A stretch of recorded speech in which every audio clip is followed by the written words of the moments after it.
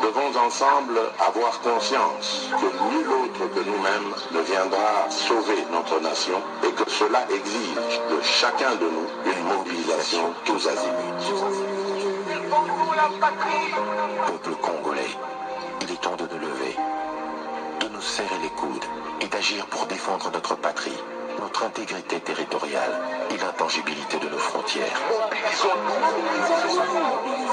La République démocratique du Congo est victime d'une nouvelle agression rwandaise et des actes criminels et terroristes du M23. Et moi, ils n'ont besoin que de notre encouragement. Dire simplement allez-y FARDC leur suffit comme encensement et force d'aller en avant. Allez-y FARDC, Bendele et Koyate.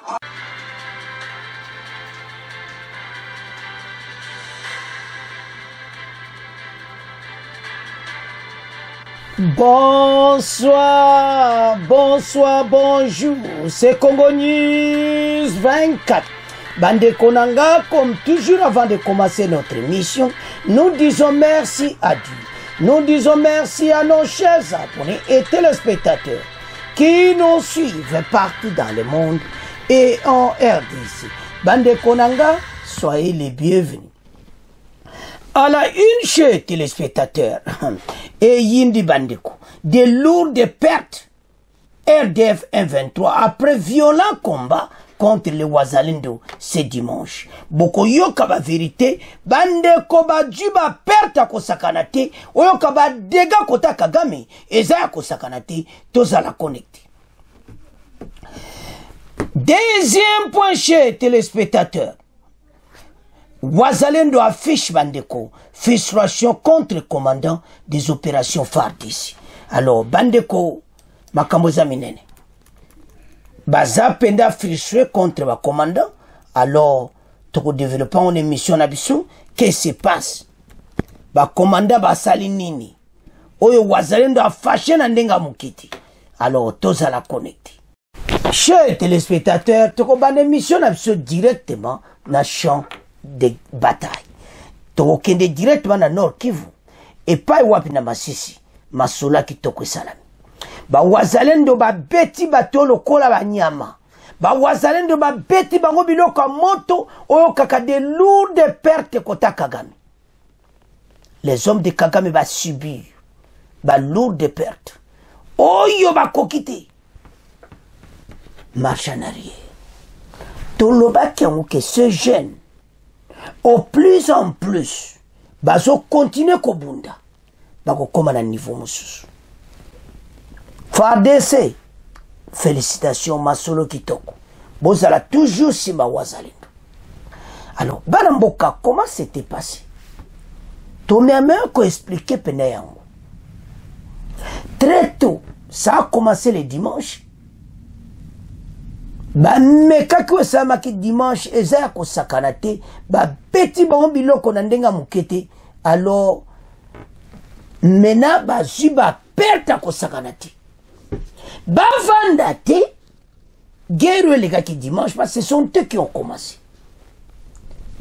Peut-être vous connaissez, peut-être vous ne connaissez pas les Wazalendo ba yebi zamba koleka tout le monde mais koleka FARDC. Baebi ke so koti a okobima kuna. So koti na zamba bokobima boy. Bama na besoin zelati. Bango baza na besoin ya ba camion ba tankiti. Bango kana se a makulu. Beta bango biloko. Bandeko ba panzi ba armée rwandaise 23 dimanche na nenga mukete. Alors ba vandate lelo bayi. Bolanda liso. Les Wazalendo se sont préparés bazo zela bango. Alors, bango suko na ba blende. Na biloko na bango. Ba monika kawa Masolo zakitoko. Mena revanche. Ba vandate 5h du matin. Ah, Erwana. Yokati ba Wazalendo balali ti. Des violents combats ou salami lelo. Oya dimanche, ezala ki pesom. Ennemi par terre, alors ba konu kabara renfort parce ba kufa kebeli. Kagame atindi su nombre basoda mususu bawazalendo bazozela bango stand by yambala oyo balaksi bango batindi kano oyo wazalendo atindi le même kano côté na bango babi oh wazalendo oh bobo lingini les wazalendo bazosala grand travaux mais baza frustré et pas ma commandant opérationnel à FARDC secret bimi mais toujours à point alors balobi te bango babimaka boye bakatisaka boye biso tozela bango bokoyoka reportage des lourdes pertes du côté à 1-23 après avoir kozwa balourde perte dimanche lelo baye revanche esimbiti match koti mobudu adembadade. Chers téléspectateurs, nous devons vraiment acclamer les Wazalendo. Ils font un grand travail exceptionnel que tout le monde doit admirer. Étant des réservistes de FARDC, ils ont pu neutraliser l'armée rwandaise. Bango bazana besoin batankiti. Bango bazana besoin ba yé ba côté bino bozako ya po ba embuscade salama bino tubo panzana. Ah non. Ba piège ba sali armée rwandaise ba suki. Bazana nzela ko lekati. Ba lobi bon. Match en pena. Tozomona pena ke match sili. Voilà dans la situation. Pandeko, ce qui tozo tala, banamboka, tala, bozo mona sobo tala, comment ba jeno bazana volonté ya mboka na bango. L'erte, komona ba Rwanda bazako denda na kata kichanga kiwanza. Ba wazalendo bazana colère mabe plus que tout le monde oyo zanango ba ekukana ba wazalendo ti na lande interview na bango et ça c'est notre terre et ils se comportent comme eza Rwanda ezo sala bango parce que bateau dégage et boko yoka frustration na bango ils ont raison alors tout zonga na combat. Les Wazalendo bundi le kola armée conventionnelle. Nasir armée rwandaise pas baké babité.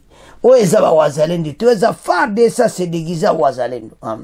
Boye belagaka na marque wanagaka mais boye baké les waza totang. Oh, toba likolo de lourdes pertes. RDF 1-23 après violent combat avec Wazalendo suivi.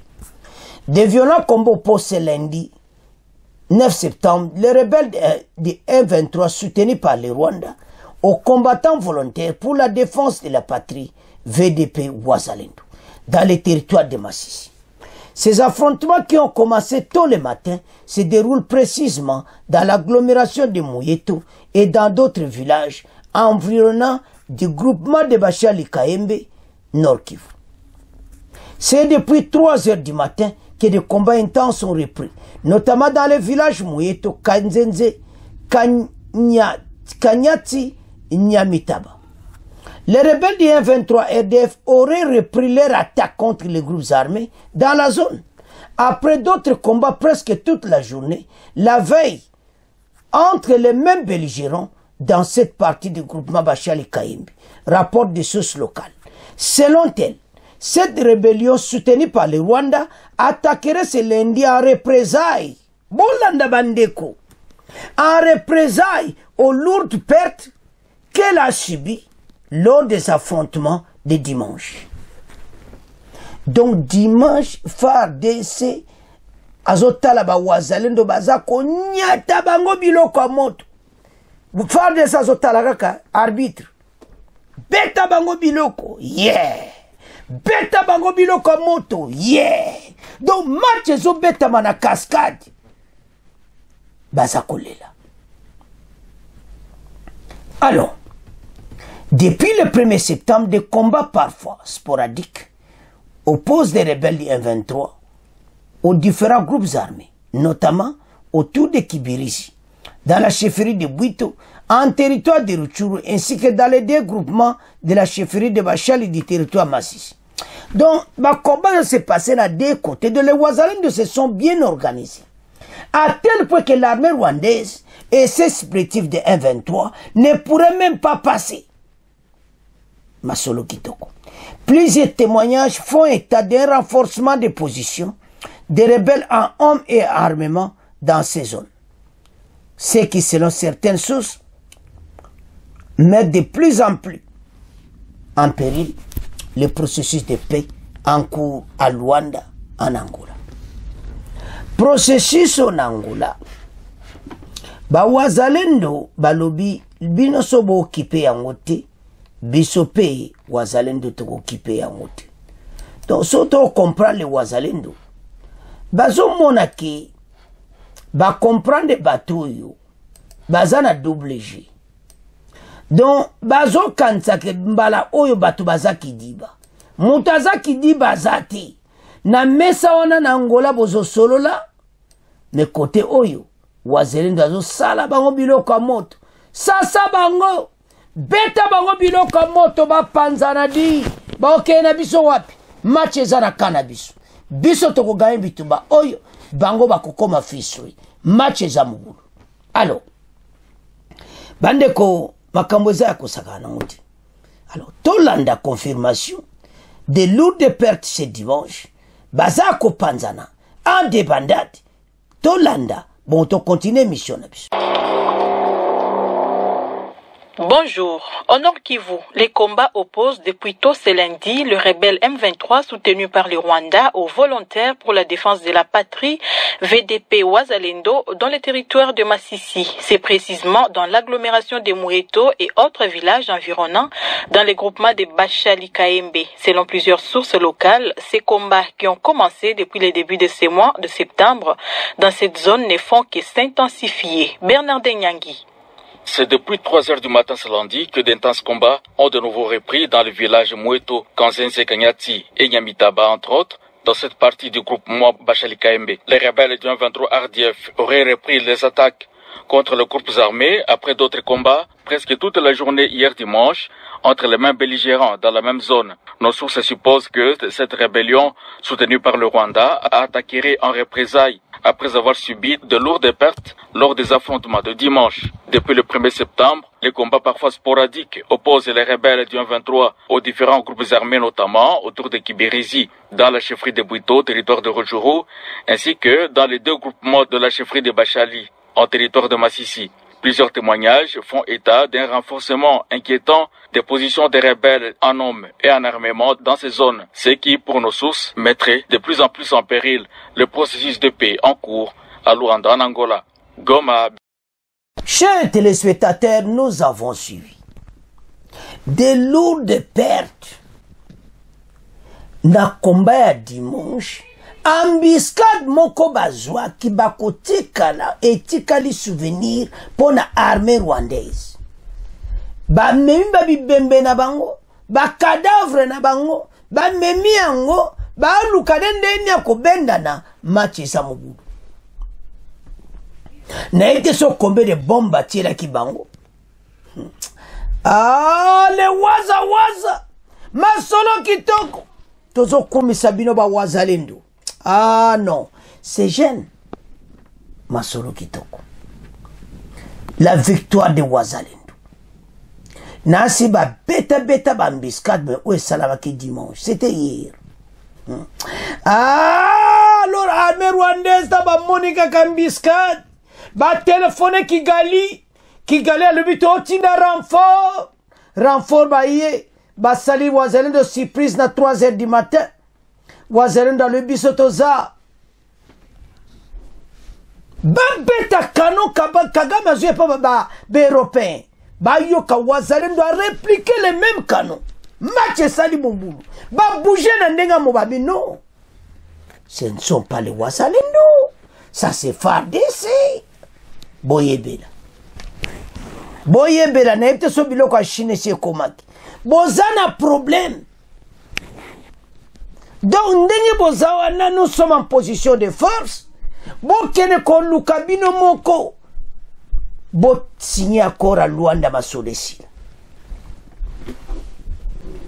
parce que bakomi na fin bandeko si soko yoki balobi ba lourde perte balobi ba blessé ti des lourdes pertes du côté Wazali, du côté armée rwandaise M23 ba Wazalendo ba beti ba biloko. Donc l'armée rwandaise va souffrir na ndenga mukete. Après ba ko tia makelele. Nana nga ko négocier na ba M23. On doit parler avec le Rwanda. Azo armée na quitté yango masolo ezobetama pour le moment. Mais masolo ezobetama ay pour ay dans pour des au salam. Toza ko mona bango nde baza koleka. Alors ba Wazalendo kabwe. Na kata Zamba.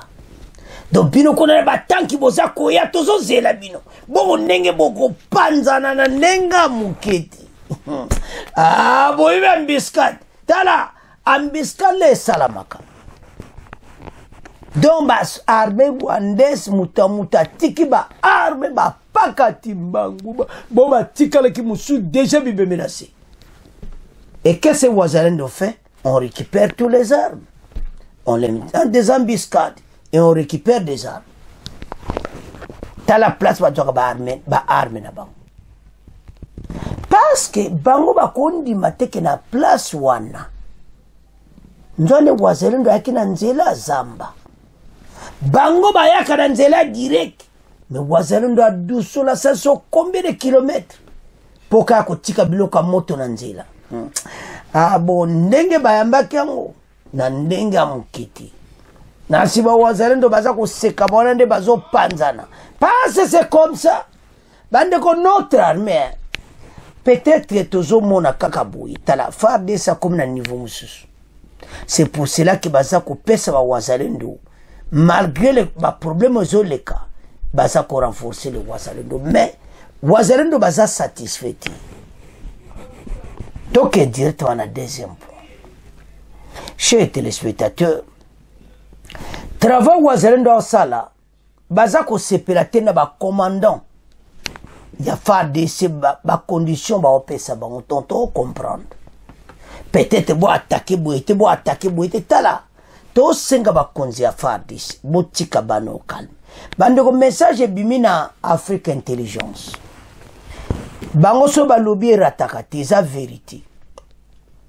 Balobi ba Wazalendo sont de plus en plus frustrés à l'égard des autorités militaires à FARDC.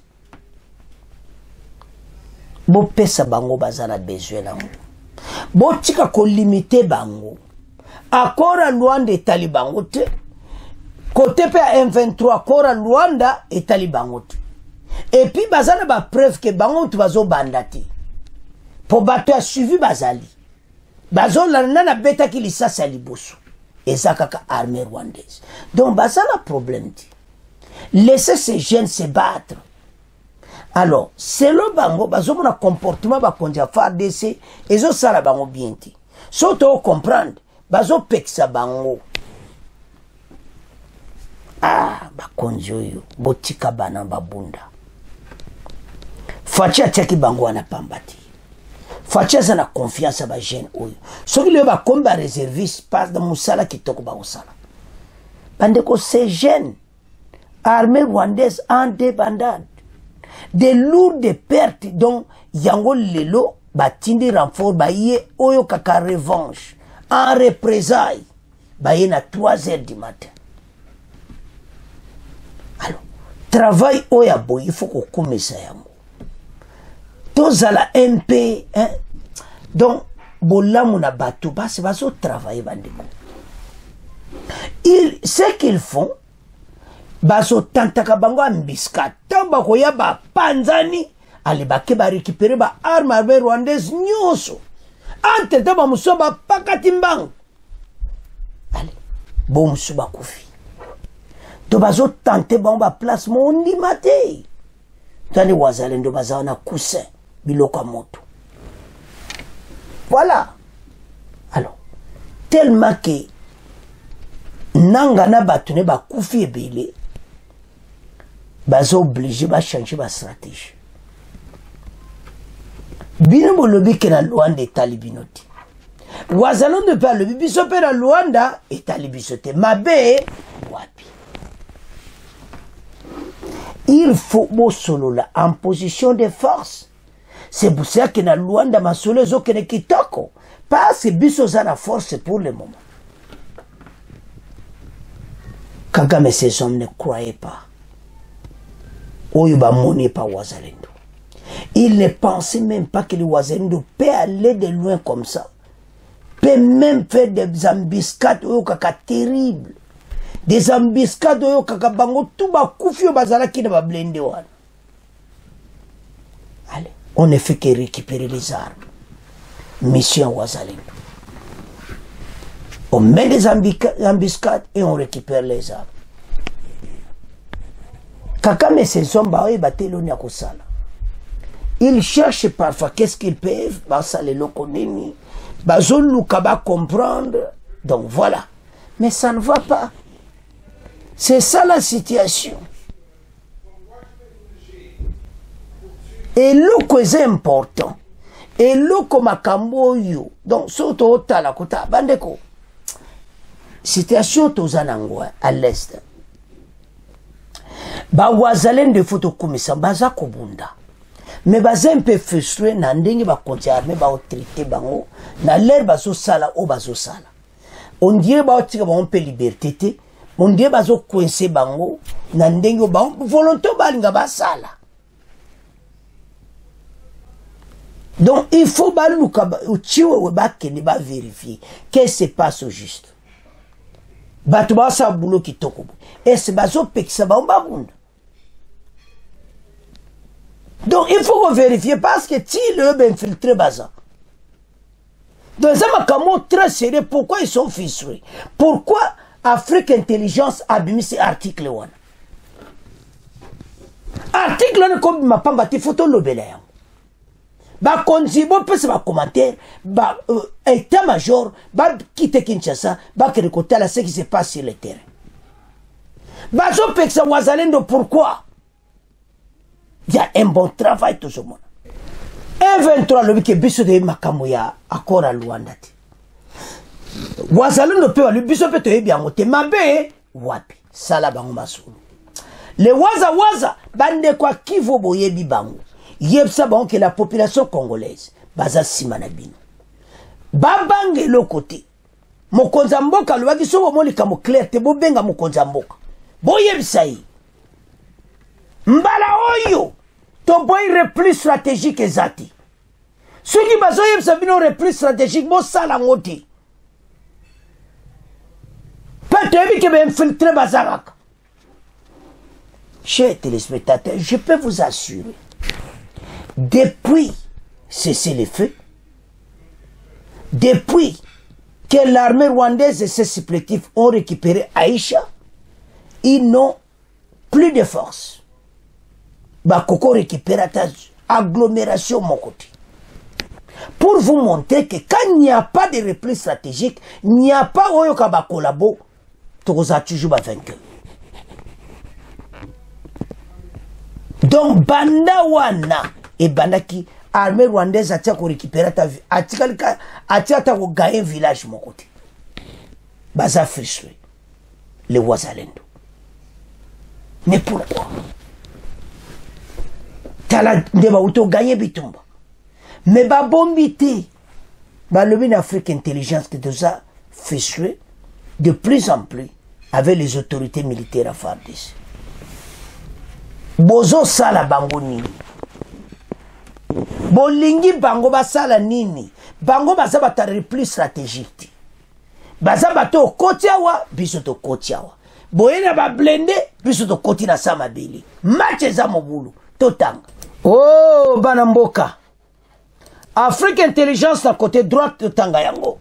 Dans les conflits contre les M23 et l'armée rwandaise, dans l'Est, les groupes armés Wazalendo VDP engagés aux côtés de l'armée congolaise, affichent de plus en plus leur frustration à l'égard des autorités militaires. C'est-à-dire,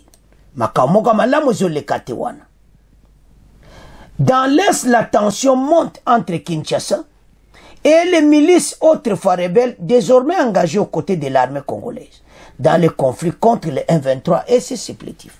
Donc, vraiment, bazo sepelati. Ndenge l'autorité congolaise bazo traité bango. Alors, bango ba telemi contre les Wazalendo pour guerre au yuba gagné. Alors, ba supplétif, en tout cas, sur Otali, au Monakaka, en tout cas, guerre au yu, et sa guerre nebisu. Et puis, notre armée a tellement pour na ko gagner bitumba oyo. Bisoto tellement to gagner bitumba.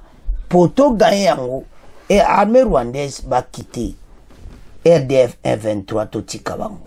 Yango to so senga, et te biso nyonso to gagner bitumba oyo. Alors maintenant baza frustré comment bato nyonso akora luando autour de la table match ezambulu yango tina tozolo bana ba congolais ta bana mboka o nyonso tozo vivre pour le moment ezo senga congolais nyonso à comprendre que notre armée baza vraiment plus jamais bakotika su monguna tante yango tina bozo mona ke ba oyo nyonso oyo baza contre position na biso maintenant bango pe comment ça la bango problème comment ça et comme problème pour na bango parce que l'armée rwandaise et ses supplétifs baza débandade pour le moment après oyo nde ba panzana ki dimanche ba wazalendo balisela bango pe no kaka kuse yamba biloko moto bandeko eza facilité pense sozo tala okomona comment les wazalendo bazo organiser mais baza frustré frustration na bango tokotuna mena commandant Folsi Kabwe to commandant ya 34e région militaire match commune ndengini parce que bino batu bo diriger bino mbali na Nord Kivu ezo senga chiwo yake na yeba que se passe entre les wazalendo et les autorités militaires. Est-ce que bazo peksa bomba bunda? Est-ce que se passe? Alors, il faut maintenant les rangoyo bakene ko yeba pourquoi bango baza frustré. Donc il y a quelque chose, il y a louche et ça s'est passé. Alors bango bako permettre yangoti bango pona bango baliona po babunda pone kolo et te bagaye monguna akima musika azali supembenité. C'est ça le but. Il y a wazalendo bazako bunda contre armée rwandaise. Bande kosozo tala au moins que ces jeunes baza pena na force à kosekanate. Alors biso nyos toza sima na bango le waza masolo kitoko alors to développer masolo.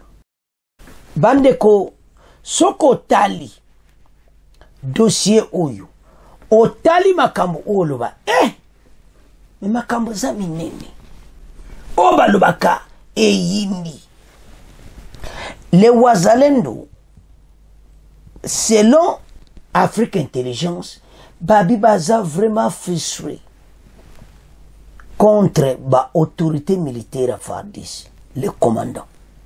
Maintenant la question qu'on se pose parce o aza kuna force kabo ye mutaza commandant na 34e région militaire zwana ba pete sirwani bango nyonso à Nord Kivu. Qu'est-ce qui se passe au juste na ba wazalendo? Boye ba eto simbi wazalendo au simbi peuple congolais. Ces jeunes font un grand travail à féliciter. Mais pourquoi ils sont frustrés? Frustration ya kandeni. Nana likamwa kitoko na kokosala. Bazo pekisanga na sala. C'est ça où il y a la frustration. Ces jeunes baza motivés. Botika bango ba beta biloko moto. Botika bango ba binisa ba Rwandais. Mercenaires. Ba beta dance wana. Ya kozonga sima. Bazo yamba biloko bazo zonga sima. Botika le wazalendo ba binisa bango. Basakani pe mingi na biso. Omoni wazalendo nda chebina genou. armée rwandaise, bozana problème. Banamboka, il y a quelque chose qui se passe. Cette force des jeunes Wazalendo est outil wapi. FARDC ça zawana bien sûr. Mais bazomona ke niveau mosusu. Armée rwandaise a beti kano bazwa ki soit pas américain, soit pas français. Ba yo ka su kano ya marque wane beta mbabi. Oh. Match za mobula. Eza mobula. Bolinga bokansa kini. Alors, ce qui se passe pour le moment, ces jeunes ont pris les devants. Ces jeunes ba comme les colo il y a armée rwandaise RDF. Ils n'ont plus de force devant eux. Ces jeunes ont pris au fur et à mesure ces jeunes bazo wumela na kata bitumba au fur et à mesure que bazo ko wumela armée rwandaise a un problème. Bazana question à poser. C'est la fin de la guerre. Les Wazalendo ont pris toutes les forces. Oyo kaka manger ba super na ba force nyonso baza ba se préparer na ndenga mokete. Donc Kagame ces hommes ba ko limwa. Ndebo mona batu pena ba limwa. Ces jeunes baza déterminés mais baza frustrés. Alors tous ces gens ba konzi autorité militaire au Nord Kivu. Banana pite Silumwani force kabo commandant et opération bino nyonso. En tout cas, boye débat jeune. Bazana bonne volonté. Bazana besoin te ba comme ça Kagame tina suko. Mais ba comment? Parce que baza déterminé. C'est ça aux important. Alors, banamboka. Bisons photo bete là ba oma boko. Basali un grand travail. Alors, en tout cas, bisons to lande mission, to comme on a fait une mission, to comme tika ngona bino. Bon continuer à s'abonner massivement, bon partager. Au revoir. À la prochaine.